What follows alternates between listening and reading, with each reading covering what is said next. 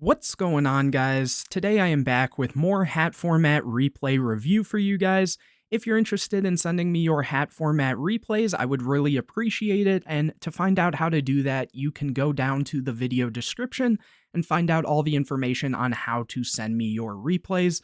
But anyways, here we have another match. At the bottom here, we have Rasta Ninja, who is on Counter Fairy Artifact. They may have been playing hands too, I'm not entirely sure. And then WCQ at the top here playing Hat. So let's get into it. It looks like Rasta Ninja will be starting this one out. Opening hands, we see Max C, Sanctum, Duality, Bountiful Artemis, and Soul Charge. So pretty decent hand here, as long as, they can find a counter trap, or even if not, Sanctum is really good, especially with something like Duality. And WCQ here has Soul Charge, Fire Hand, Ice Hand, Fire Hand, Ignition. So kind of an awkward hand here, but, they will be able to draw for turn on their turn, so we will see how this one plays out. So Rasta Ninja finds a copy of Black Horn of Heaven. They go Duality, revealing Drastic Drop-Off, Dark Hole, and Wiretap, taking the Drastic Drop-Off, so very good card to find here, especially with the Artemis. Here they are going to set, I would assume, all their traps. Yep, and then go for Artemis. Passing turn, where WCQ finds an Ice Hand, so again, very unfortunate, though I guess in this situation it's not terrible since there is so much back row.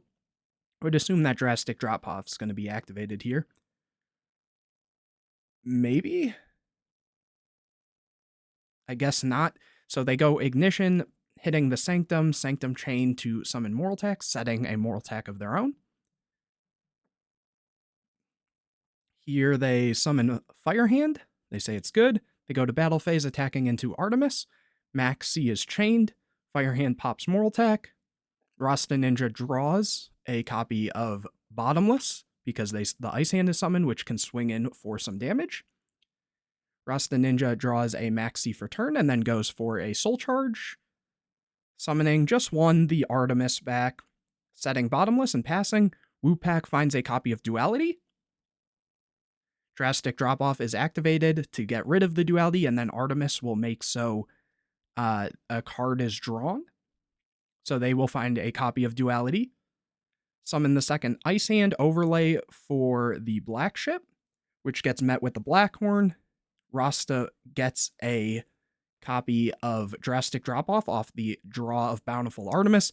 This isn't once per turn, it's just every time a counter trap resolves. WCQ will then go and activate Soul Charge. Thinking on how many they want to bring back. Oh, red-blue. Maxi is chained, so they summon... What? Okay. They summon Ice Hand and Fire Hand and pass. Rasta draws a Sanctum off of the Maxi. Exciton is then summoned. They take their damage. Was that... Oh, no, they drew the Fiendish off of the Maxi. Oh, because they then overlaid, right? Here they go Exciton effect, and Bottomless is chained. So I would assume that, they might have been skipping steps a little bit here, but I'm thinking that either they're activating this on summon, or, he's activating this on summon and they're chaining this. Blowing up the board, Rasta gets a copy of MST off the top, goes Duality. Probably going to take, yep, the Artemis. Artemis is such a good card. Summon Bountiful Artemis. Set all the back row and pass. Here WCQ finds a copy of Breakthrough Skill. Do they have... Oh, they do have a Drastic Drop-Off. I wonder if they're going to go for it since they're in such a kind of simplified game state. Which they are. They get rid of the Breakthrough and draw another Artemis. Here they summon Ice Hand. Breakthrough cannot activate here. I believe it's... You can banish this card from your graveyard. During the turn, except the turn this card was sent to the graveyard. So they shouldn't be able to activate Artemis here. Hopefully they catch that. Oh, they say it's good. That was during the draw phase. No, during your turn, except the turn this card was sent to the graveyard, you can banish this. So this shouldn't be able to activate here, I'm pretty sure. Here they attack with Ice Hand. It gets met with Fiendish Chain. Pass turn, Moral Attack is drawn. Summon Artemis, overlay both. For Dweller. Oh, yep. Use Dweller, attack over. Set the Moral Attack, pass. WCQ finds a copy of Solemn Warning. Set fire hand, set warning. End phase thinking, MST the warning, pass turn. Maxi is drawn. Use Dweller, attack over the fire hand. Wupak finds a copy of Sanctum, very good top deck. Passes turn, Rasta gets a copy of Fire Hand, so they are on the hands, yes. Sanctum's activated, chaining Max C, Moral Attack is summoned. Rasta draws a drastic drop-off, popping the Dweller.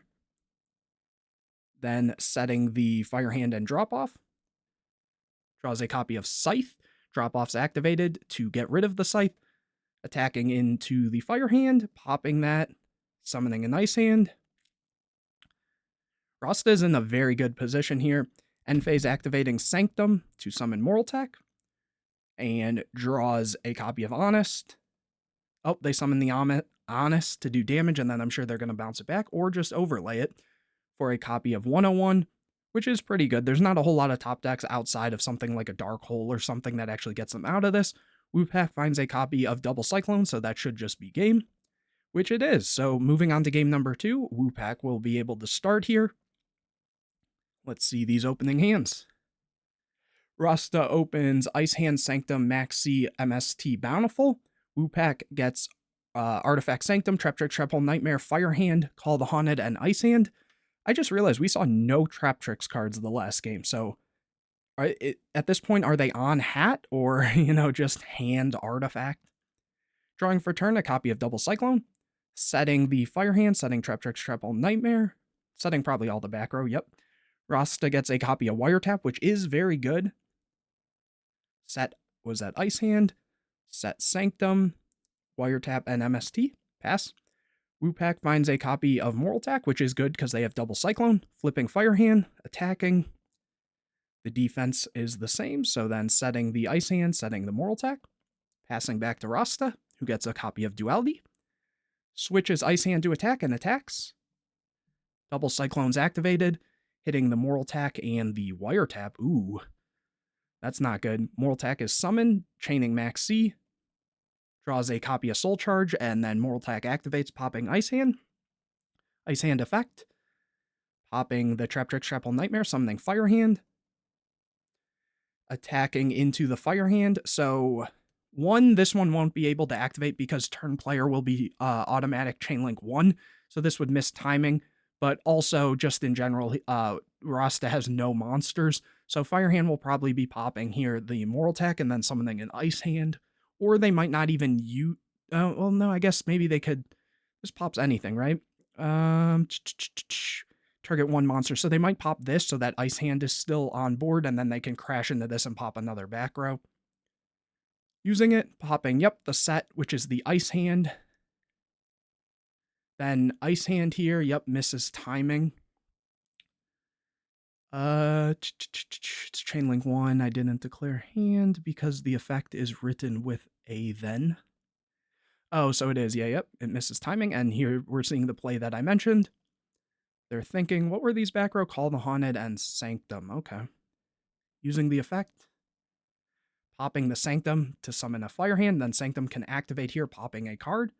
So they're going to hit the next Sanctum, which Sanctum can then trigger, popping the other back row, and then they can attack into the Moral Attack to pop the Moral Attack. Are they? Nope, they still have an Ice Hand. Something in defense. I guess there's a lot of cards that can just naturally run over this, so something in defense isn't like the worst play here. Then they set the Artemis and pass. Here, Wupak gets a copy of Ignition. It gets MST'd, which hopefully they realize that, this will activate to skip the opponent's next battle phase. We'll see. Memory of an Adversary in the main is pretty interesting. Or maybe this was sided. I'm not entirely sure against, decks that play hands and stuff. This isn't terrible. What this does is when an opponent's monster declares an attack, you can take damage equal to the attacking monster's attack. And if you do banish that monster, and then during the end phase of your opponent's next turn, special summon that monster to your side of the field. Very interesting card. Here they go Duality. They take a copy of Drastic Drop-Off to keep the opponent off of any type of draws. Switch Artemis to attack. And here they take the damage. So, really weird that they just missed out on the, if this card in its owner's possession is destroyed by an opponent's card, your opponent skips their next battle phase. Right? Yeah, no, that they just completely disregarded that unless I'm missing something, and if I am, let me know in the comment section. Here they said, oh, no, yep, they do remember. Okay, cool, cool, nice. Even though they didn't declare it technically, but it's kind of implied. Drop off, ooh, hitting a soul charge, that would have been pretty good for them. Rasta gets a copy of MST, draws duality for turn, uses it, gets a Call the Haunted. Again, it looks like Rasta's just going to take this one. They're so far ahead. Swinging in, setting some back row. Wupak gets a copy of Call the Haunted. It's not going to matter. They're going to set it, and then the MST maybe. Yep. Draws a Mortal-Tack. Attacks in with both again. Set the Mortal-Tack, I'd assume. Yep. Duality. Okay, that's a good draw. Torrential, Sanctum, and Double Cyclone, taking the Sanctum. How many artifacts have they gone through? Oh, just one. Okay. So they definitely still have targets there. Blackhorn is drawn. Overlay both for a copy of 101. Attack. Sanctum is activated to summon a copy of Scythe, which they'll chain the effect. Here, Call the Haunted's activated to summon Firehand. Attack in. Firehand do pop. And then attack in with the 101. And that is game. Yeah, wow. Okay. Nice. Pretty clean game there. Yeah, Rasta just took like a very demanding stance there pretty early on and just could control the game. Those drastic drop-offs was crazy. How many did we see? Just one? I felt like we saw more. I guess maybe they were just because they were revealed off duality and stuff, but anyways, hopefully you guys enjoyed this video. If you did, please leave a like on the video, comment any questions or videos you want to see in the future. Make sure you're subscribed to the channel, hit the bell to get notified anytime I put a new video out. Share this video with your friends, and as always, make sure to check the video description to find out how to send me your hat format replays.